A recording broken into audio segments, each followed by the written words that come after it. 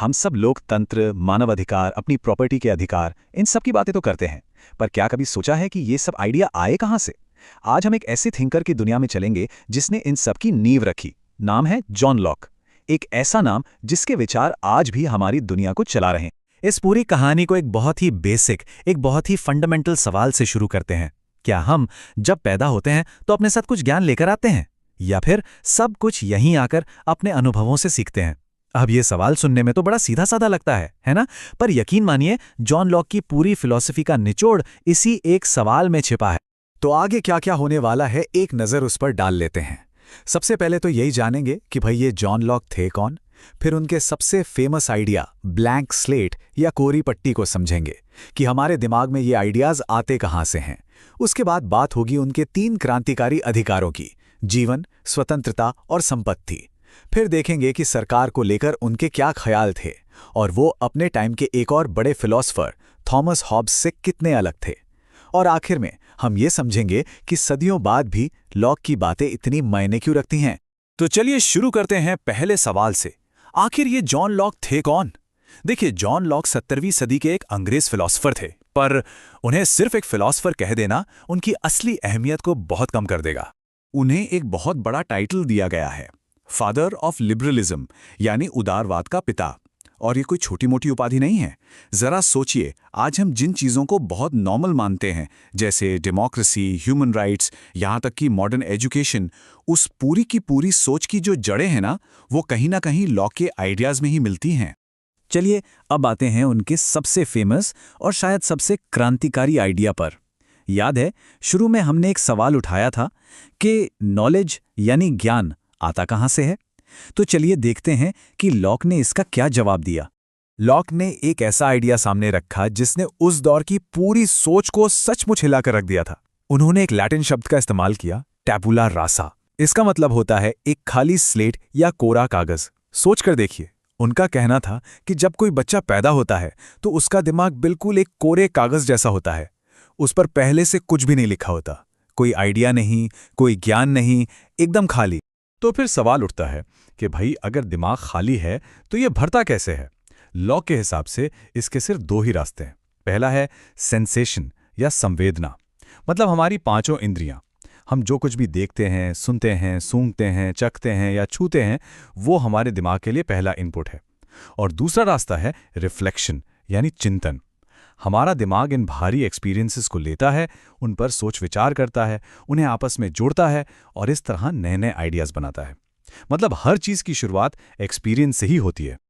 और अपनी इस खाली स्लेट वाली बात को साबित करने के लिए लॉक ने एक बड़ा मजेदार और सीधा सा तर्क दिया।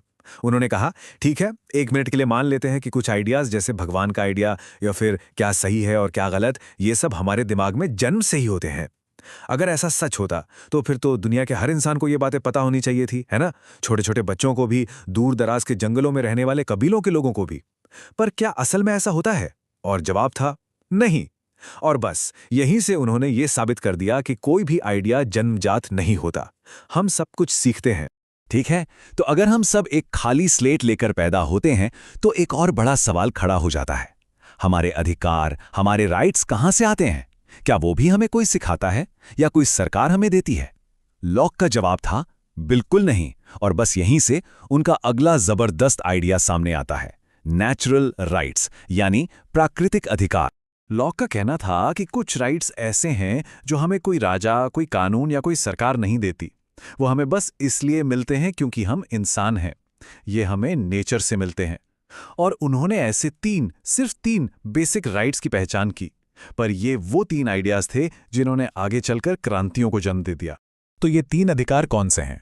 पहला है राइट टू लाइफ यानी जीवन का अधिकार। इसका मतलब है कि कोई भी आपकी जान नहीं ले सकता। दूसरा है राइट टू लिबर्टी यानी स्वतंत्रता का अधिकार। मतलब आप अपनी मर्जी की जिंदगी जी सकते हैं, बस एक ही शर्त है कि आप किसी और को नुकसान ना पहुंच जाएं। और तीसरा, जो बड़ा दिलचस्प है, वो है राइट टू प्रॉपर्टी यानी संपत्ति का अधिकार। लॉक का मानना था कि जब कोई इंसान अपनी मेहनत से, अपने काम से नेचर की किसी चीज को बदलता है तो वो चीज उसकी प्रॉपर्टी बन जाती है। और उनके लिए तीनों अधिकार इतने जरूरी थे, इतने पवित्र थे कि इन्हें कोई नहीं छीन सकता था, सरकार भी नहीं।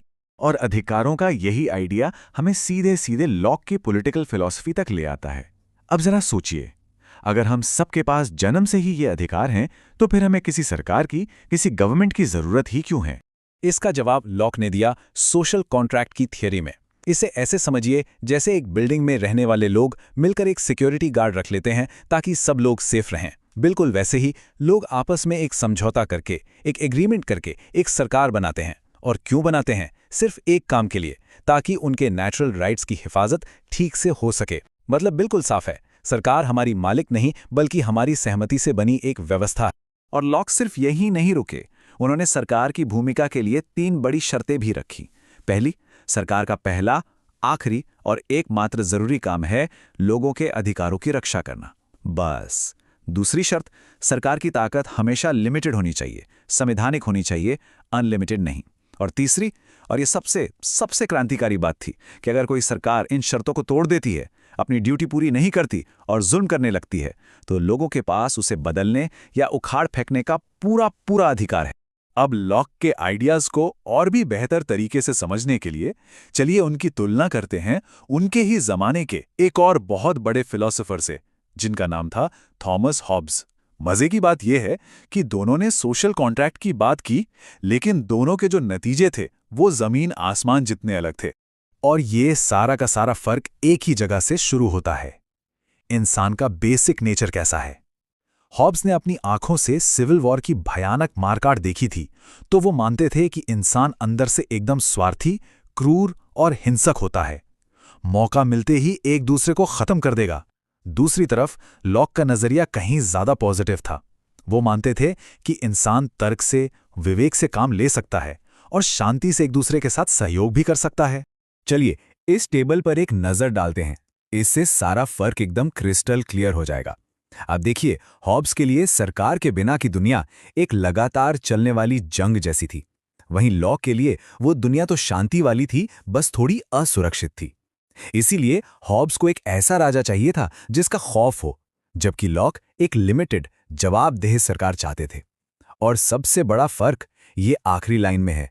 हॉब्स की दुनिया में बगावत का कोई चांस नहीं, कोई अधिकार नहीं, जबकि लॉक के लिए ये लोगों का आखिरी और सबसे बड़ा हक था। तो अब सवाल ये उठता है कि ये सब तो 300-400 साल पुरानी बातें हैं, आज की दुनिया में इनका क्या लेना देना? सच कहूं तो इनका मतलब बहुत गहरा है, क्योंकि जॉन लॉक की विरासत आज भी हमारे चारों तरफ जिंदा है, हमारी रोजमर्रा की जिंदगी में। जब अमेरिका के फाउंडिंग फादर्स ने आज़ादी का ऐलान लिखा, तो वो एक तरह से लॉक के ही शब्द दोहरा रहे थे। जब फ्रांस में क्रांति हुई, तो उसके नारों में लॉक के ही आइडियाज गूंज रहे थे। और तो और हमारे अपने देश भारत के संविधान में जो फंडामेंटल राइट्स हैं ना, उन पर भी लॉक के विचारों की गहरी छाप दिखाई देती है। सच तो यह है कि आज हम जिसे मॉडर्न लिबरल डेमोक्रेसी कहते हैं, उसका पूरा का पूरा वैचारिक डीएनए जॉन लॉक ने ही तैयार किया था। अगर जॉन लॉक की पूरी पॉलिटिकल फिलॉसफी का सार एक लाइन में निकालना हो, तो शायद वो यही होगा। ये एक सीधी सी बात हमें सबसे जरूरी सबक याद दिलाती है कि सरकारें लोगों की सेवा करने के लिए होती हैं, लोगों पर हुकूमत करने के लिए नहीं। और ये बात हमें आज के लिए एक बहुत जरूरी सवाल पर लाकर छोड़ देती है। अगर जॉन लॉक के इस पैमाने पर देखें, तो क्या आज की सरकारें, दुनिया भर की सरकारें वाकई लोगों की सेवा कर रही हैं या फिर उन पर हुकूमत?